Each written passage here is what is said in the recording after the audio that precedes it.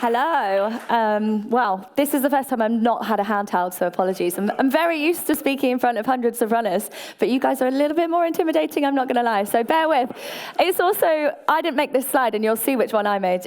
I can't remember the last time I made a presentation other than GCSEs, so apologies for the very amateur presentation that's about to arrive, but bear with. I promise you it's worth it. Okay, so I want to talk to you today about Women's Run Series. And I also noticed no one else did an intro slide, but I'm that cringe person, and I'm going to do one. I was asked to, by the way. Dom suggested it, so it's his fault. But yeah, I am Lucy Wood. I'm the founder and race director of Women's Run Series. I'm also currently Chief Communications Officer for Run Through. Hopefully, most of you know what Run Through is. I've been in the mass participation sporting events business, industry, whatever you want to call it, for 10 years now. I started as a part-time marshal when I was at university, which I think is how a lot of people get into this industry. It's a bit of cash on the side, pay for your drinks that night. And obviously over the years, I've sort of learned and grown and become a race director, which I'm really proud of. I put this in and then sort of going to shoot myself in the foot because Matt and Ben are here, but hopefully played a role in the growth and success of Run Through so far over the past 9 years. Cringe, very cringe. Anyway, with that, I've kind of managed hundreds of events ranging from 200 runners all the way up to 20,000, so a massive range.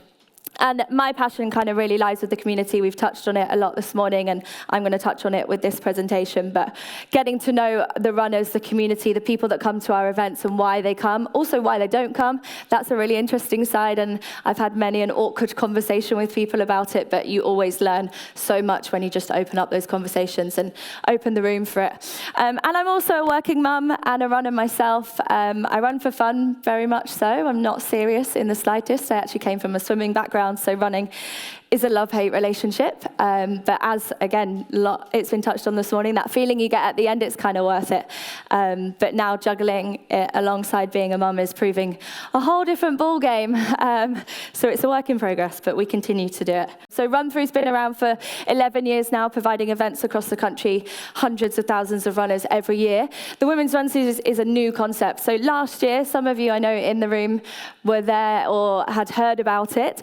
Run Through partnered with StoneX to introduce a women's-only event. I actually ran it myself. I ran the 5K, which I'm not often on that side, but it was great. And then I was asked by our team to do a speech at the end, kind of very impromptu, and surprisingly quite emotional. So I'm going to show you just a really short clip, because let's not set me off, and hopefully not set off the rest of the room either, but just give you a bit of a feel as to what happened at the end of that event, and we'll go on to the next bit. Running isn't about women or men or race or anything. It's not about speed. It's about doing something for you and who you are, regardless of where you come from, regardless of what you look like, your speed, your pace, how far you run. If you put one foot in front of the other just that little bit faster than walking, you are what I call a runner, and we want that to be for everybody. We'll cut it there. I think you could kind of hear in my voice in that speech. It went on for about 5 minutes, hence why I'm not showing you all of it. But it ended up being quite an emotional moment and a bit of a heartfelt moment that I wasn't quite expecting, but I think we've all been there at the end of a finish line, and emotions can surprise you. But it wasn't just that moment that kind of brought to light a few things that us as organisers could learn from. We had a bit of criticism, apologies for the awful screenshot. I did give her a heads up it was coming. But we had a bit of criticism off the back of that event. So a little bit more context. For various reasons, we opted to change a pre-existing event over to a women's only event. So it had already taken a few entries, of which there were some male participants signed up. We contacted them all. We did everything we could to notify them, offer them alternatives. We changed all the advertising, we changed the website, but we still, unfortunately, had 4 male participants on that day. And hence, some very fair online scrutiny, which, as organisers, it's never what we want, but sometimes it's how you learn. So just a couple of pieces of that up there for you. give you a minute to read it if you want to. But it was off the back of that I actually ended up, Sophie's in the room tonight, on the swing in my back garden, on the phone to Sophie, speaking to various members of the community to sort of really get a gauge as to how that event had made people feel. So I was running myself and actually didn't notice the male in that environment, but you could really feel it on socials afterwards. And it was really interesting to get that insight and we've talked a lot about community, but really delve into how that made our community feel. And it was something we wanted to learn from and really be able to correct and come back bigger and better and stronger from. So, one more screenshot. We did, as a result, send out an email to those that attended, explained what had happened, apologized, something that as organizers, again, you don't really want to be in that position, but it's so important to be able to do it. It's sort of going to push the integrity of your brand, and it's something that we at Run Through have never been afraid to shy away from if it's necessary. And as you can see, it was welcomed with open arms, that we sort of accepted there were faults. And yeah, Women's Run Series was born off the back of it. At Run Through, we've got an amazing team of employees, but we've got a really special group of women that work for us with a massive range of experience. You can see the full list there. But something we really wanted to do with the Women's Run Series was make it authentically founded by women. So we invited our female employees to come into the conversation, to offer their insight, offer what they wanted to get involved with.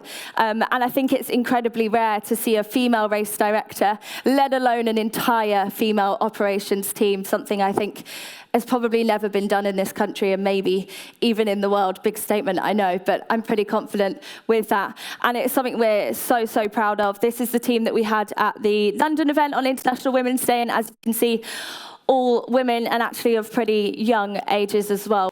So our mission, we set out to create a safe and inclusive space for women's running, empowering individuals to embrace a healthy and active lifestyle. But we didn't want it to just finish with the race itself. We wanted it to be far bigger an impact than that. We all know with these events, they can raise thousands, millions for charities. They can have long-lasting impacts on people's lives. They can create memories for a lifetime. We've all said that a few times this morning. So we purposely worked with lots of charities, lots of community groups, some of which are in the room as well today, which is amazing. And here are a few of our charities. As you can see, they're all women-focused. Again, something really important to us to make sure that we're highlighting that some of the charities that maybe don't get as much notice on the bigger race platform because you've got those male participants. Some of them also are far smaller and can't necessarily afford partnerships and things like that. So it was really important to us to open the floor up and get as many women-focused charities involved as possible. And for our London event, it was incredible to see actually all 10 of these charities have a physical presence at that event as well, which was just amazing. So they could support their runners, engage with them, but also help promote for the wider runner community as well. Some of the community groups, so obviously She Runs, Nazrin in the room this morning, and some of these other groups. This is just a handful. So we've talked about it a lot, and I know a theme of today is community, but this is just a fraction of the groups that are doing amazing things in the running community right now. And these are groups that we felt really were making waves, and we wanted to contact them. We wanted to ask what they were doing. We wanted to ask what they wanted and needed from an event like a Women's Run Series race. And I think it spoke volumes. Hopefully the video will show you at the end. But being able to engage with them and really get to know what they wanted and what they needed helped us to look at things differently. I'm obviously a white middle-class woman.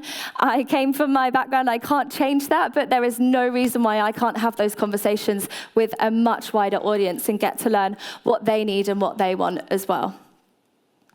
So what did we do differently?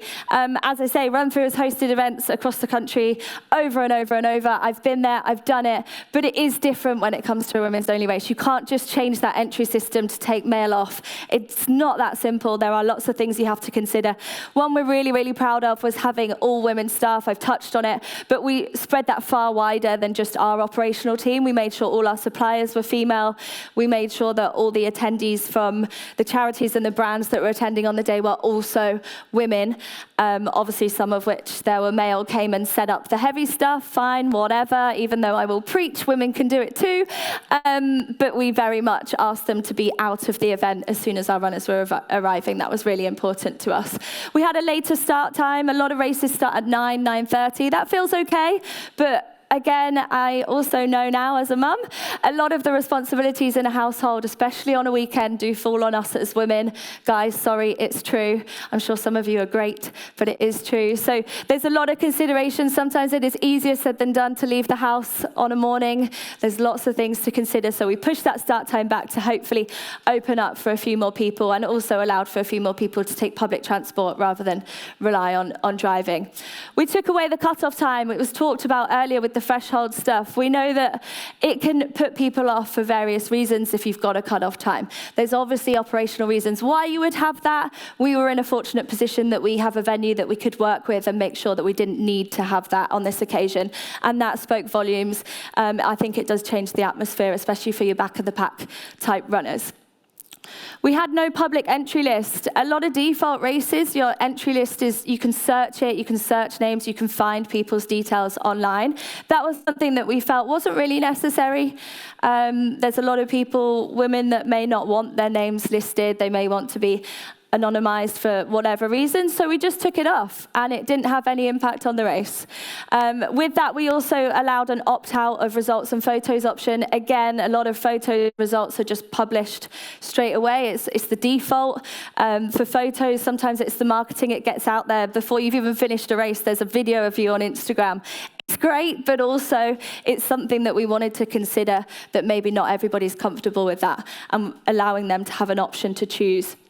We increased the toilet provisions. I remember from the Threshold talk last Let's Do This Live about men urinating in the toilets. Still happens, but it is really important that we had enough provision. So a lot of operations is done on ratios. I'm sure some of you know what I'm talking about. Some of you are like, well, whatever, I don't know what she means.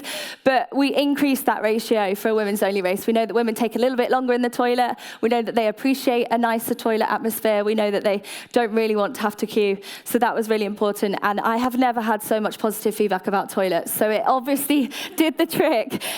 With that in mind, obviously sanitary products was a no-brainer.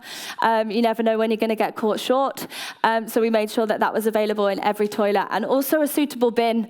A lot of Portaloos don't have bins, and you may not want to put it down the toilet, so making sure that the simple things like that were available was really important. We had separate changing facilities. Yes, you can get changed in a Portaloo. A lot of people would, but you don't have to. And if there's an option to have a better changing facility, we wanted to provide that on this occasion.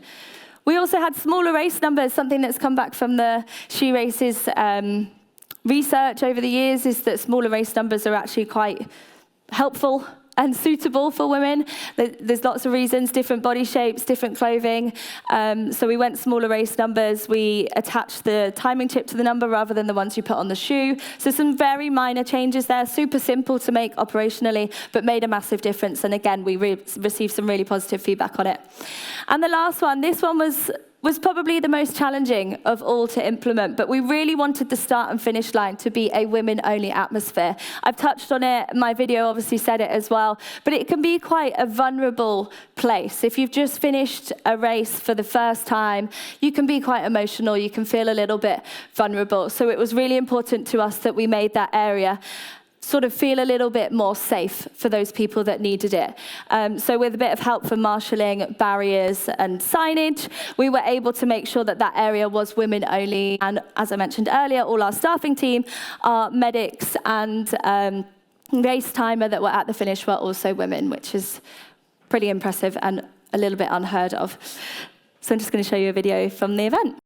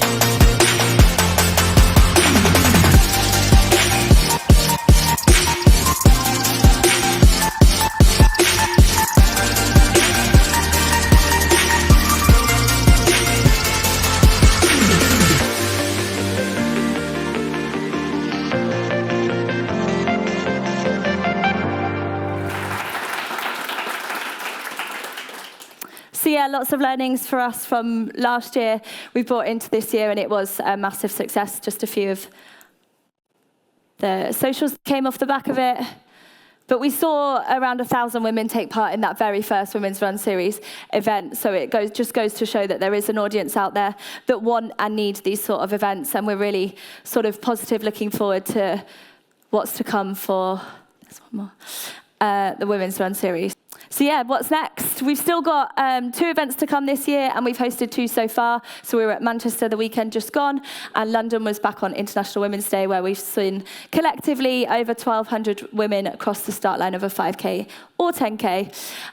2 more to come later this year, and we've got a goal of 5 events across different major cities in the UK in 2026. So returning to Manchester, London, we're also looking at Liverpool, and Newcastle, cities that we think would benefit from this. And hopefully targeting more than 6,000 women on the start line in 2026. Thanks.